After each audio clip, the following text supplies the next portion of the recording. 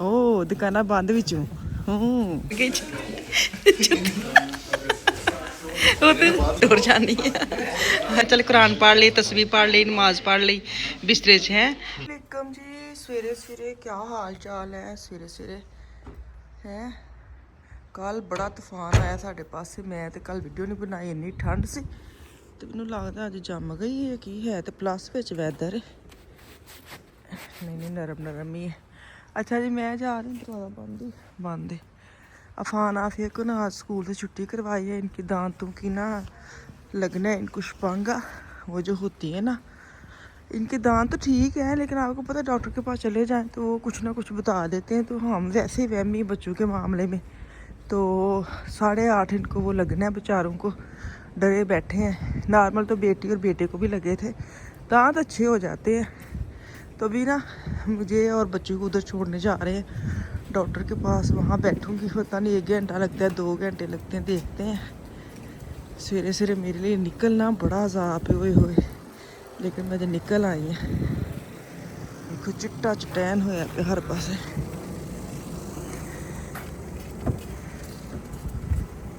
अस्सलाम वालेकुम। बह गए बच्चे तो होर उठाया चलो मैं रोज करिए फिर। अस्सलाम वालेकुम जी। सलाम तो मैंने ले ली थी, लेकिन वीडियो मैंने अब स्टार्ट की है। यहाँ से ना मैंने बात किया अफान आफिया को ना, आज बेचारों ने, कल भी उनकी अपॉइंटमेंट थी, उन्होंने ना गुम्मी वगैरह अंदर लगनी थी, चैक होने थे या जो भी। तो कल तो बच्चे बेचारे थोड़े जे घबराए हुए सन कि दर्द होनी है, दर्द होनी है। नॉर्मल जो मेरे बड़े बच्चे हैं ना दोनों, उनको भी लगा है। तो इत्थे वैसे भी तुसी डॉक्टर को जाते हो ना, वो फिर थोड़ा जा भी कह देंगे हैं कि नहीं नहीं इन्हों लगेगा, इन्होंने एवं। आफिया वैसे भी ना 2 जो उंगली है ना शहादत वाली और साथ वाली, वो मुंह में डाल के सोती बचपन से, पैदा होते ही। सहूलत तो मैनू बड़ी हुई सी क्योंकि दोवें स्विलिंग ने। तो आफिया ने रोना रोना नहीं सी हुंदा, उन्हें उंगलियां मूँह च पा लैनियां। ते अफान बहुत तंग करदा सी रात नूं फीडर बार बार देना। वो 1-2 बच्चों नूं माशाअल्लाह संभालना बहुत मुश्किल। आफिया दी मैनू बैनीफिट है, उन्होंने मैं उंगलियां कड्डियां ही नहीं कि चल ना आफिया सबर वाली है। तो नाले क्योंकि चूसनी वगैरह ना मैं बच्चे कभी दिती ही नहीं, तो वो ना वो चक्कर च आफिया हजे तक आदत से। लेकिन हुण आफिया पता सी कि मैनू ए वाले लग जाने, तो उन्हें ना पूरा हफ्ता ट्राई की है कि मैं ना लैके नहीं सोना।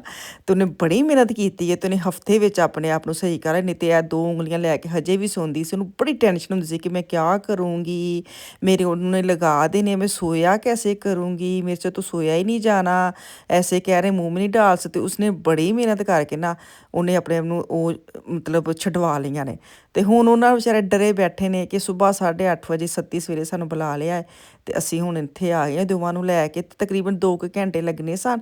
तो ये कहन सी कि चलो दोवां नूं इकट्ठे ही उन्होंने अंदर लैके जाना। तो असीं जरूर वेटिंग ते मतलब वेट करना। असीं थोड़ा जिहा बाहर जाके कोई ब्रेकफास्ट कर आने, कोई इंज दा टाइम ही लंघ जाएगा, बच्चे फ्री हो जाएंगे। फिलहाल तो फार्म वगैरह बैंक अकाउंट, क्योंकि दंदां दे जेह्ड़े बच्चों के या कोई वड्डियां दे इलाज बहुत महंगा हुंदा, ओह थोड़ा जिहा आपे करवाना पैंदा। कुछ परसेंट देंदे ने, बाकी आप ही देने पे। इन्हां दे हुण दोनां दे तकरीबन 3200 3200 यूरो हमने देने हैं।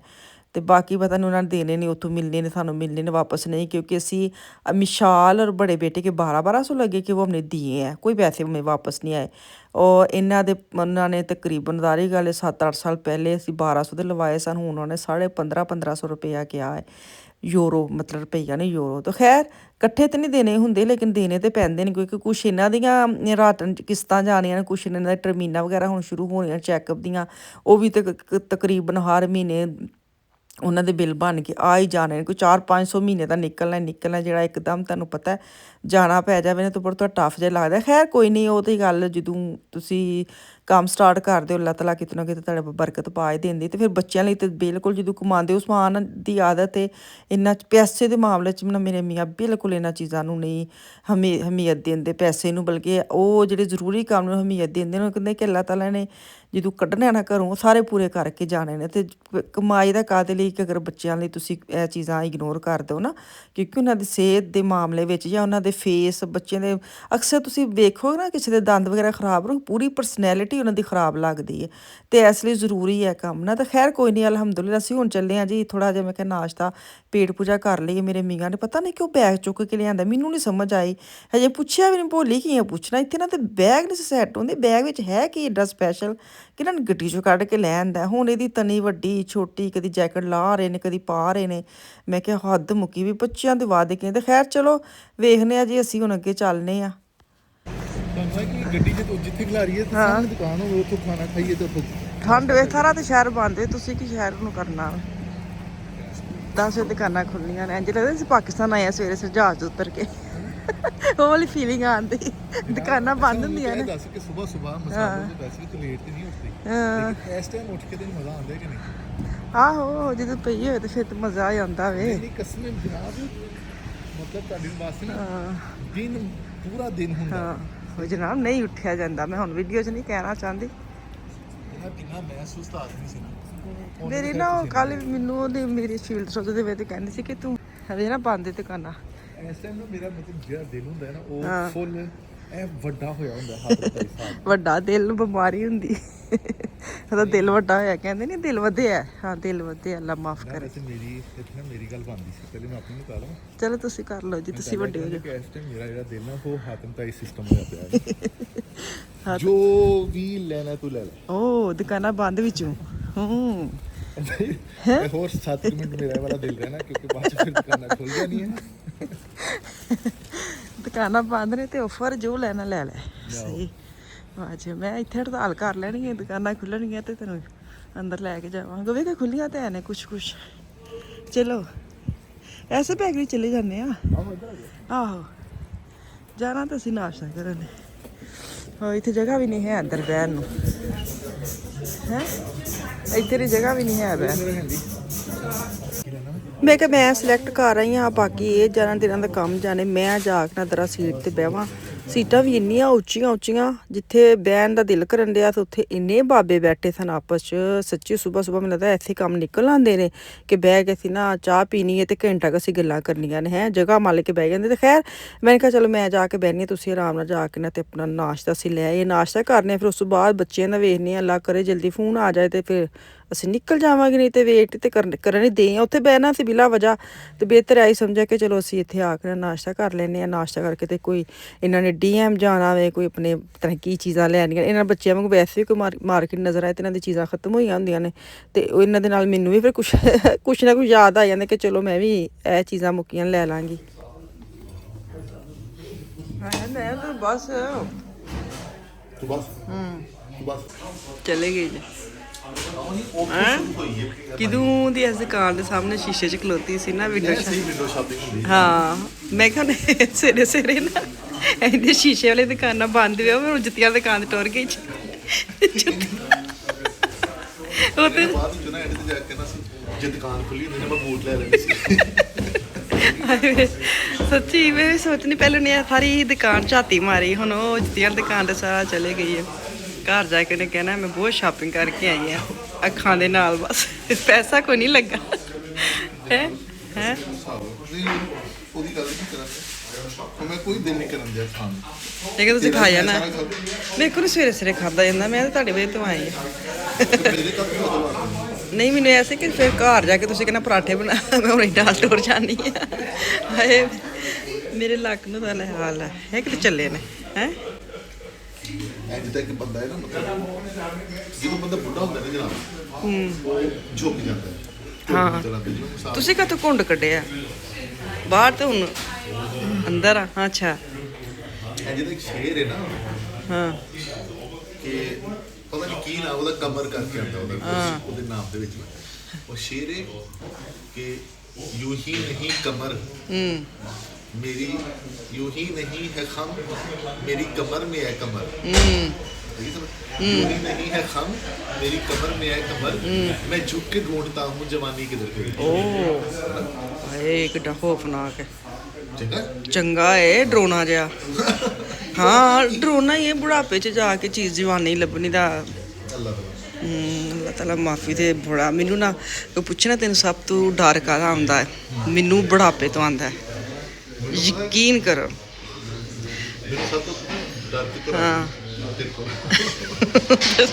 ਜ਼ਿੰਦਗੀ ਹਰ ਵਕਤ ਉਹ ਇਹ ਘਰ ਆ ਗਈ ਜੀ ਜਨਾਬ ਸਦਕੇ ਜਾਵਾਂ ਵਿਚਾਰੀ ਤੱਕ ਟੁੱਟ ਜਾਣਾ ਐਡੀ ਮਸੂਮ ਲੱਗਣ ਦੇ ਆ ਵੀ ਇਹਦੀ ਜੇ ਕੀ ਕਰਨ ਵਿਚਾਰੀਆਂ ਮਾਈਆਂ ਮਾਈ ਸਿਰੇ ਸਿਰੇ ਅੱਖ ਖੁੱਲ ਜਾਂਦੀ ਹੋਣੀ ਤਾਂ ਜਦ ਟਾਈਮ ਸਾਡੀਆਂ ਤੇ ਮਾਈਆਂ ਚੱਲ ਕੁਰਾਨ ਪੜ੍ਹ ਲਈ ਤਸਬੀਹ ਪੜ੍ਹ ਲਈ ਨਮਾਜ਼ ਪੜ੍ਹ ਲਈ ਬਿਸਤਰੇ 'ਚ ਹੈ ਉੱਥੇ ਨੂੰਹਾਂ ਨੇ ਚਾਹ ਚੂ ਦੇ ਦਿੱਤੀ ਤੇ ਜਿਹੜੀ ਇਹ ਵਿਚਾਰੀਆਂ ਕਲਮਕਾਰੀਆਂ ਨਾ ਇਹਨਾਂ ਨੂੰ ਪਤਾ ਨਮਾਜ਼ ਦਾ ਅੱਲਾ ਮਾਫ ਕਰੇ ਇਹਨਾਂ ਨੇ ਇਹੀ ਕੋਟ ਪਾ ਕੇ ਬਾਹਰ ਆ ਜਾਣਾ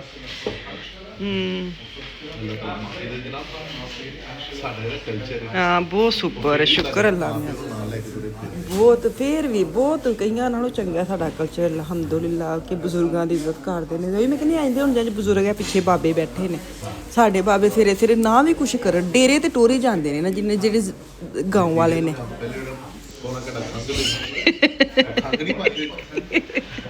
ਖੰਘਦੇ ਨੇ ਜਾਂ ਉਹਨਾਂ ਨੇ ਦਰਵਾਜ਼ੇ ਅੱਗੇ ਬਹਿਣਾ ਵੇ ਫਿਰ ਉਹਨਾਂ ਨੇ ਸਾਰਾ ਵੇਖਣਾ ਵੇ ਆਲੇ ਦੁਆਲੇ ਨਹੀਂ ਸਾਡਾ ਅਲਹਮਦੁਲਿਲਾ ਬਹੁਤ ਸ਼ੁਕਰ ਹੈ ਫਿਰ ਉਹਨਾਂ ਨੇ ਨੂੰਹਾਂ ਨੇ ਜਿਹੜੇ ਬਾਬਿਆਂ ਨੂੰ ਨੂੰਹਾਂ ਨੇ ਅੱਬਾ ਜੀ ਦਹੀਂ ਤੇ ਲਿਆ ਅੱਬਾ ਜੀ ਆਂਡੇ ਤੇ ਲਿਆ ਦਿਓ ਵਿਚਾਰੇ 10 ਚੱਕਰ ਉਹਨਾਂ ਦੇ ਇੰਝ ਲੱਗੇ ਦੁਪਹਿਰ ਨੂੰ ਕਹਿੰਦੇ ਅੱਬਾ ਜੀ ਸਾਰਾ ਦਿਨ ਵਿਹਲੇ ਨੇ ਅੱਬਾ ਤੁਸੀਂ ਕਿਦਾਂ ਨੂੰਹਾਂ ਨੇ ਪਹਿਲਾਂ ਹੀ ਬੋਲਿਆ ਕੁਛ ਵੀ ਨਹੀਂ ਸਵੇਰ ਦੇ ਵੇਲੇ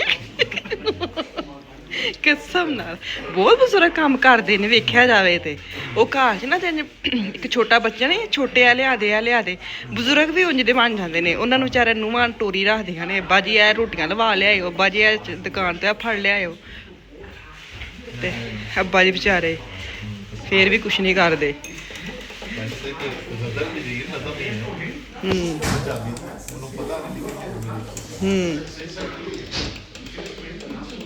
ਚਲੋ ਜੀ ਚੱਲੀਏ ਹਜੇ ਤਾਂ ਫੋਨ ਨਹੀਂ ਆਇਆ ਮੈਨੂੰ ਐਸੇ ਸੀ ਇੱਥੇ ਬੈਠੇ ਸਾਨੂੰ ਫੋਨ ਨਾ ਆ ਜਾਏ ਅੱਲਾ ਜ਼ਿੰਦਗੀ ਤੇ ਬੱਚਿਆਂ ਨੂੰ ਲੈ ਕੇ ਘਰ ਚੱਲੀਏ ਨਹੀਂ ਤੇ ਫਿਰ ਬੈਠੇ ਰਹਿਣੇ ਅਸੀਂ ਵੀ ਚਲੇ ਜੀ ਹੱਸ ਕੇ ਯਕੀਨ ਕਰੋ ਕੋਈ ਟੌਪਿਕ ਛੇੜ ਲੈਂਦਾ ਨਾ ਅਸੀਂ ਦੋਵੇਂ ਜਣੇ ਇੰਜਦੇ ਆ ਕੋਈ ਟੌਪਿਕ ਛੇੜਦੇ ਨਾ ਆਟੋਮੈਟਿਕਲੀ ਸਾਡੇ ਦਿਮਾਗ ਨੂੰ ਚੀਜ਼ਾਂ ਪਲੱਸ ਹੁੰਦੀਆਂ ਜਾਂਦੀਆਂ ਨੇ ਅਸੀਂ ਕੋਈ ਸੋਚ ਕੇ ਨਹੀਂ ਕੋਈ ਗੱਲ ਕਰਦੇ ਕੋਈ ਸਾਡੀ ਜ਼ਿੰਦਗੀ ਦੀ ਪਲੈਨਿੰਗ ਨਹੀਂ ਸਾਡੀ ਆਪਸ ਦੀ ਗੱਲਬਾਤ ਦੀ ਕੋਈ ਪਲੈਨਿੰਗ ਨਹੀਂ ਹੁੰਦੀ ਅਸੀਂ ਬਸ ਟੌਪਿਕ ਛੇੜ ਜਾਓ ਤੇ ਸਾਨੂੰ ਸਮਝ ਨਹੀਂ ਆਉਂਦੀ ਅਸੀਂ ਕਿੱਥੇ ਤੇ ਕਿੱਥੇ ਲੈ ਜਾਣਾ ਜਿਹਦੇ ਮੈਂ ਤੁਹਾਡੇ ਨਾਲ ਦੀਆਂ ਚੀਜ਼ਾਂ ਸ਼ੇਅਰ ਹੀ ਨਹੀਂ ਕਰਦੀ ਜਿੰਨਾ ਕਿ ਅਸੀਂ ਹੱਸ ਕੇ ਇੱਕ ਦੂਜੇ ਨਾਲ ਪੇਟ 'ਚ ਦਰਦ ਹੋਣ ਮੇਰੇ ਤਾਂ ਖੈਰ ਪਤਾ ਨਹੀਂ ਅੰਦਰੋਂ ਕਰਕੇ ਹਾਸਾ ਨਿਕਲਦਾ ਮੇਰਾ ਇੰਨੀ ਪੇਟ 'ਚ ਦਰਦ ਹੋਣ ਲੱਗ ਪੈਂਦੀ ਹੈ चले जी वापस आ गए हम DM में आ गई हूँ मैं क्या कह रही थी मैंने क्या लेना था मैंने वो एक वॉशिंग मशीन की जो स्पूलिंग होती है ना वो लेनी थी इन्होंने कोई अपनी टैबलेट लेनी है पेट के लिए कुछ इनको ना आजकल ये DM की ना वो टैबलेट इनको रास आ गई है इनको लैक्टोजे है ना तो उसकी वजह से इनके मिल्क वाली कोई भी चीज़ें कुछ ऐसा खा लेते तो इनके पेट में दर्द उठने लग जाते उसकी वजह से इनको ना DM में मिल जाती है 12-13 यूरो की छोटी छोटी टैबलेट